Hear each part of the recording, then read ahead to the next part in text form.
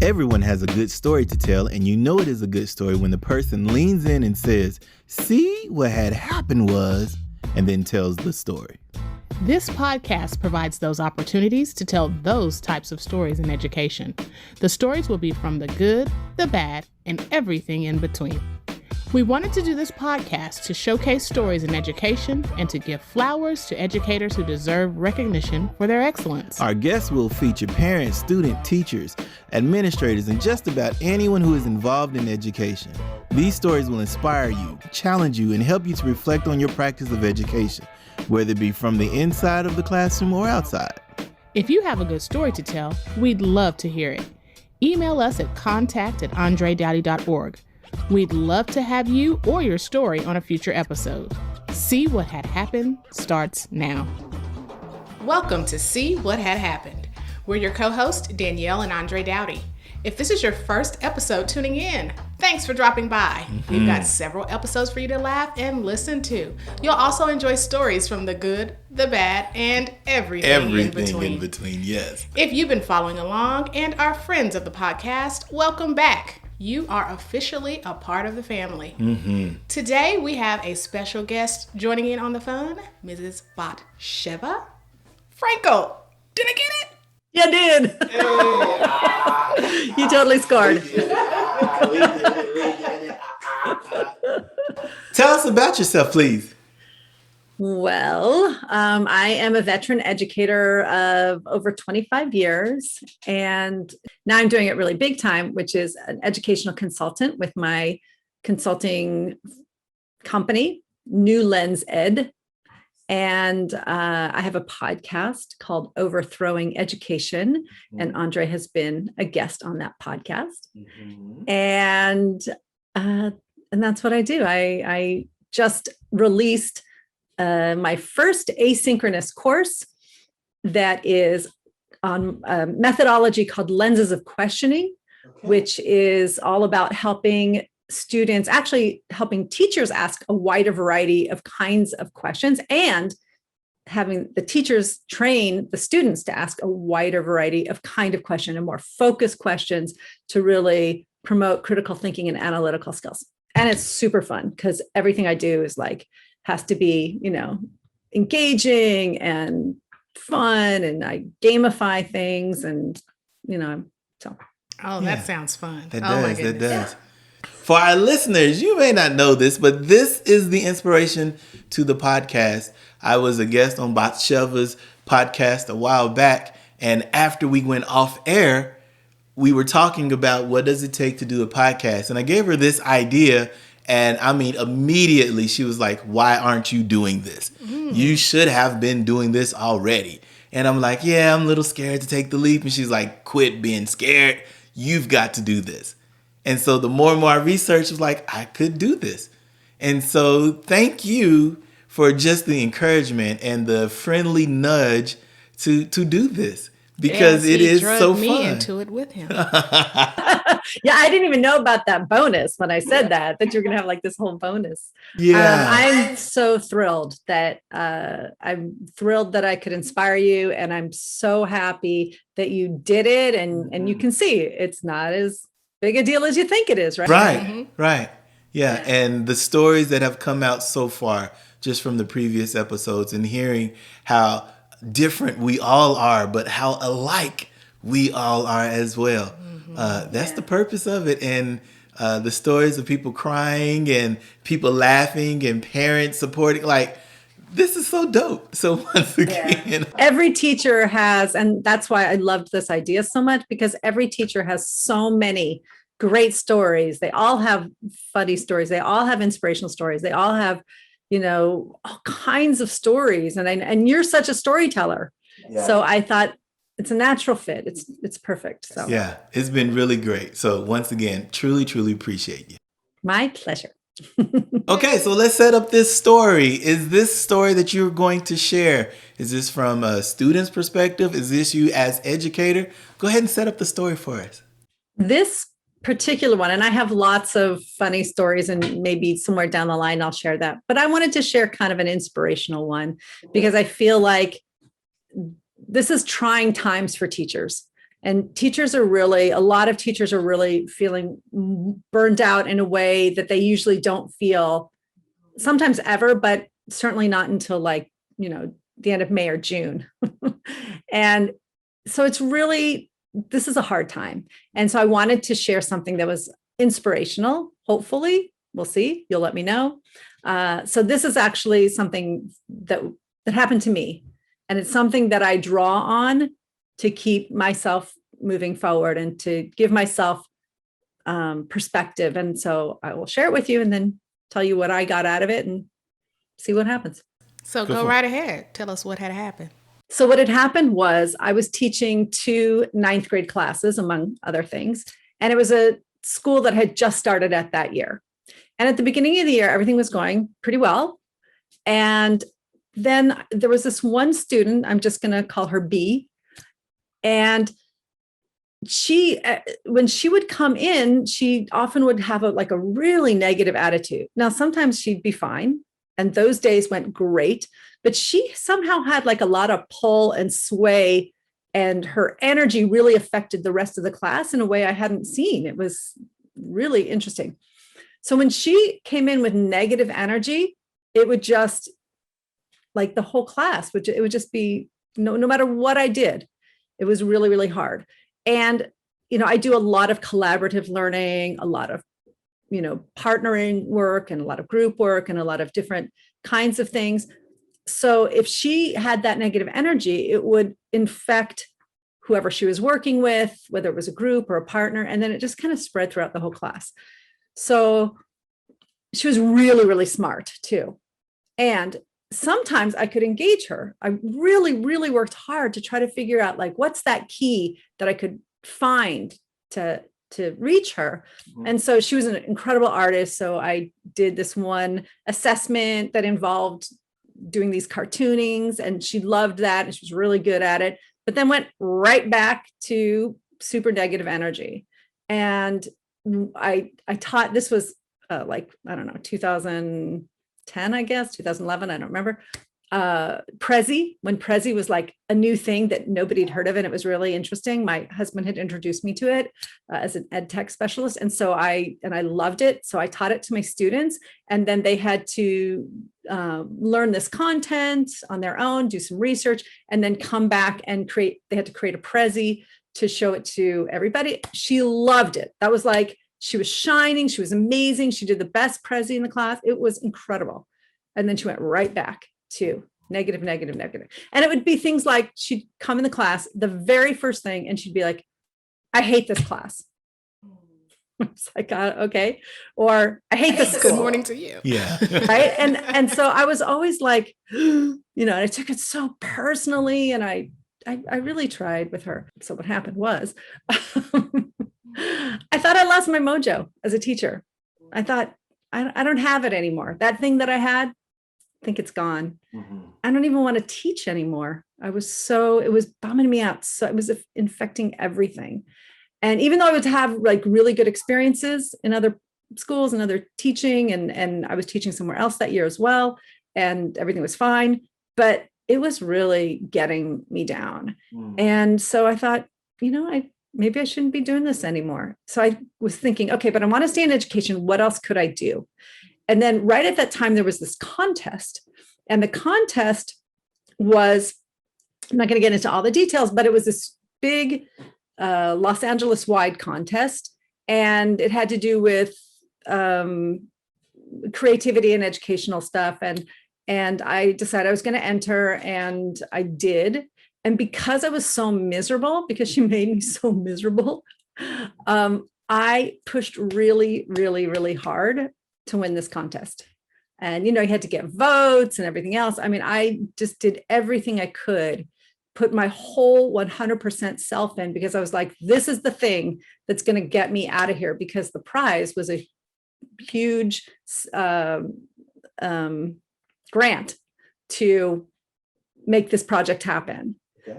So I thought, this is going to be great. And, I felt bad, because she was one of those students who, and we probably all had one, at least in our career, that you pray every day doesn't show up to class. Mm-hmm. Yeah, every day you just say that silent prayer, I don't want her to be sick.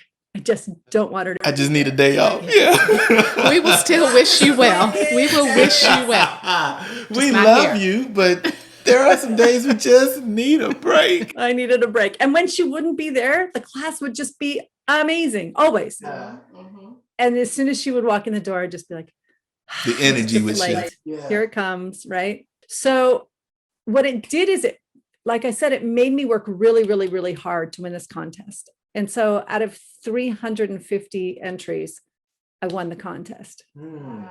Yeah. And so it allowed me to create this project, but I was still doing it sort of part-time the next year. And so I still was like, I should hold on to at least, this job actually pays pretty well. I'm going to hold on to it. They moved me up to 10th grade and 12th grade. I got this class I really wanted to do. And I was like, okay, I got this. The next year, I looked at the list, like shaking, because I didn't have both 10th grade classes. I only had one of them. So I was like, please don't let her be in mine. Please let her be in the other class. And then it turned out that she wasn't on either list. She had gotten her wish, which was to move to a public school, because this was an independent school. So she got her wish to move to, because she just hated the school. She hated, and I knew it because I heard about it every day. Yeah.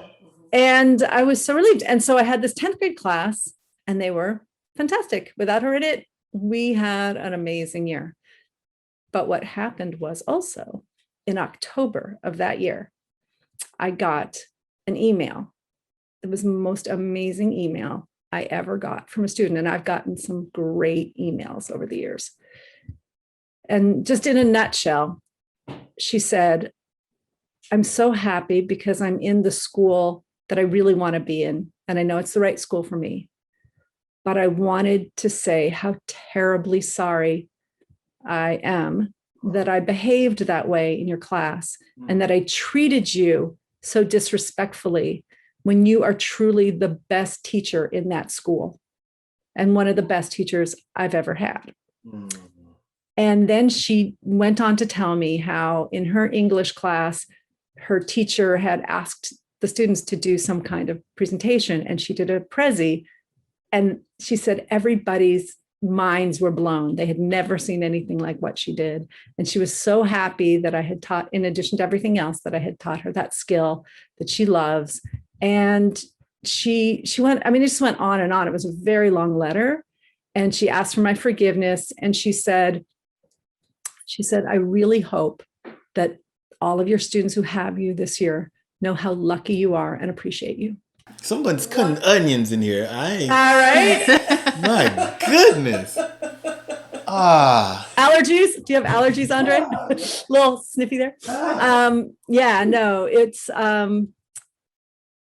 I had many lessons from that. And one of them is that when something gets you down like that, to channel it into something really positive, because winning that contest changed my whole career, like blew it up in ways that I could not even imagine, and exciting and wonderful ways that still resonate. So, so that's the first thing. Like, don't let something grind you down so much that take that feeling and put it into something positive. So that's the first thing. And the second thing is, students have lives that we don't understand all the time and that we don't see. And sometimes even when you try, they don't let you in and you don't know what's going on. So not to take it personally. Yeah. That's another huge thing. And then the third thing, and I've seen this many times where I had no idea what effect I had on a student until they wrote me later. And I was like, really, that kid? Awesome. Glad I changed your life. That's so cool. But this one was really amazing. So it's one of those things teachers don't always get to see how they affect a student. But just know, we have to always know that we are doing things. We are helping them, even when we don't get to hear about it. Just know that it's happening. Yeah. And oftentimes the students, like you said, that student knew that the school that you taught wasn't her fit. Yeah. And even though she let you know it every day, she knew in her mind, this isn't the fit. Right. I know me, I know inner me, this ain't it. Yep. And as soon as she got to her school and she said, now this is the fit. I love that she had reflective moments herself, because she could have just gone about that business and never ever thought to either email you or write you a letter and say, apologize. Yeah. But she knew that there was something there special. Yeah. And I think that, and that's also a really important message to parents, because I really think like the right school is everything. And, look, not everybody gets a choice of, which public school they get to go to, or do they have a good charter school to go to, or, can they do an independent school? That's a big thing. But I know from the school that sponsors my podcast, Arate Preparatory Academy, that's one of those schools where kids who hated school start loving school. It's so different, and it's so much about promoting curiosity, and and when we say student-centered, we actually mean it. Like our website actually reflects what we do. And I've seen the difference. Like parents were like, my kid never connected at school. They never liked school. Now they love it. And so that really, but not everybody might connect to that school. Right. So it really just depends on who the kid is, and every kid is different, as we know. So yeah, I love that you lifted up the parent part, where sometimes for the parent, you say, to me, this is the school my student needs. But in actuality, it's that school that your student needs, because your student knows. And like you said, there are some times where students get to a school or go to a school and they immediately know this is not it.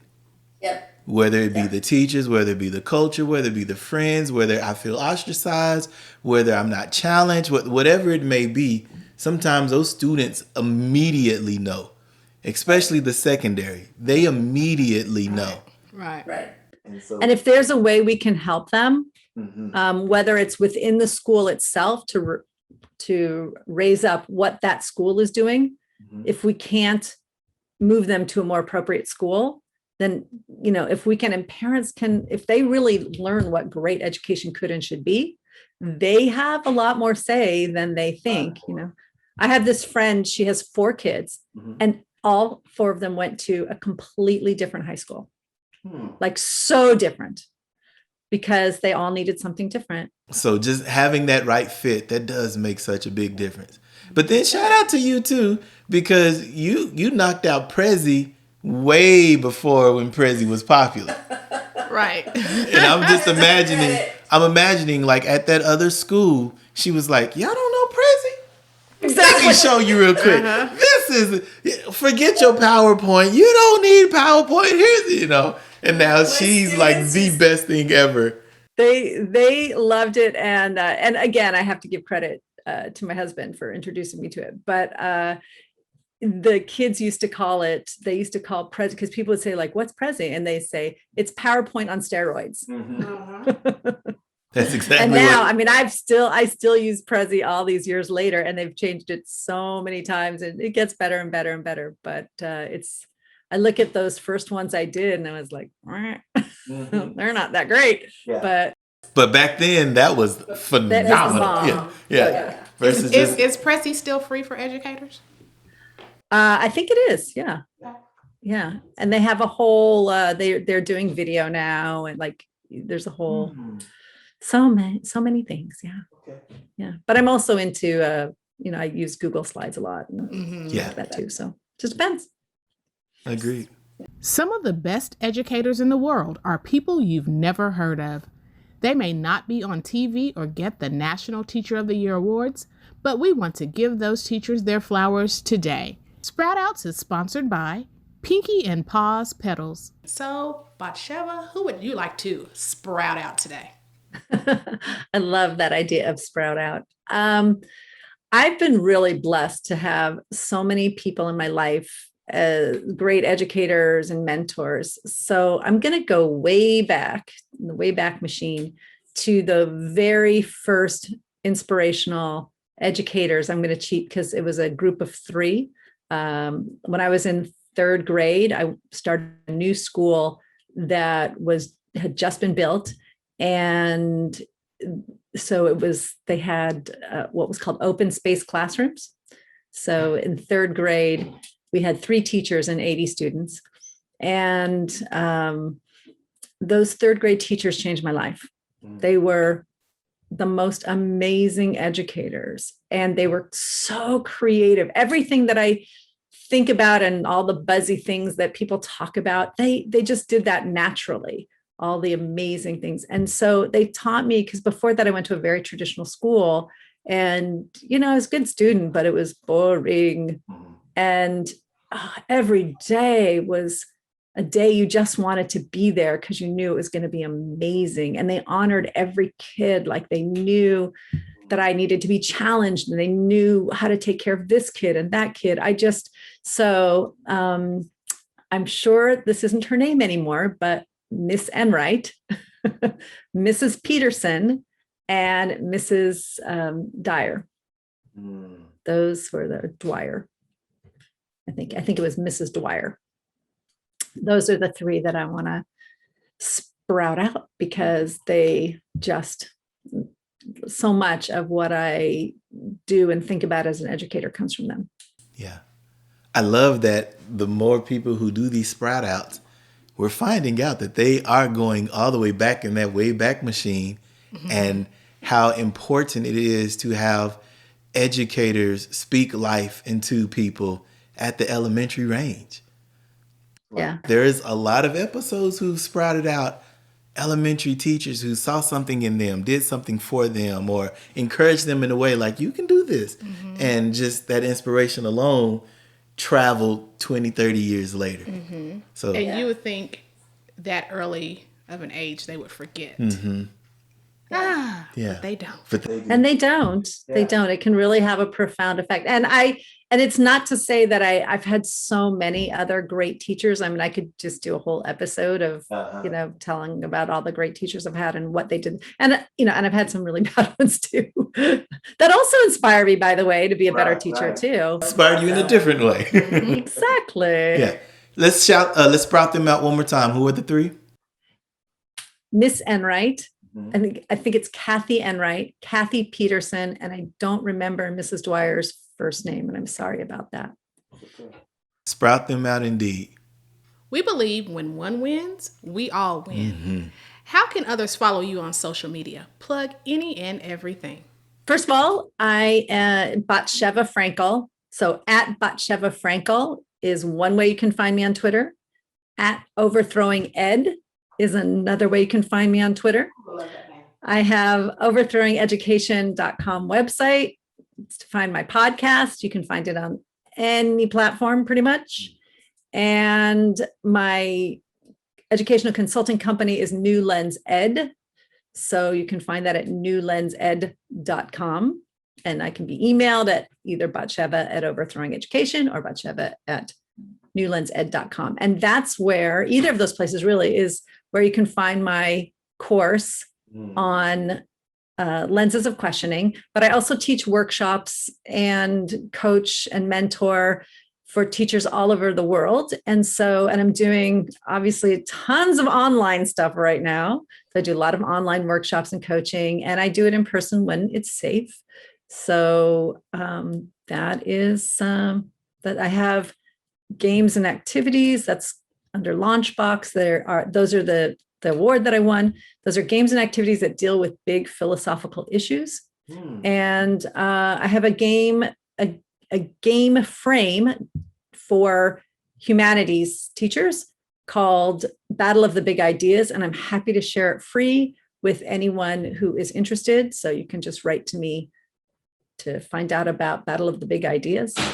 And If you have a story you like to share, you can email us at contact@andredowdy.org. We'd love to hear your story and share it on the show. If you are a little nervous to be in front of a camera, it's okay.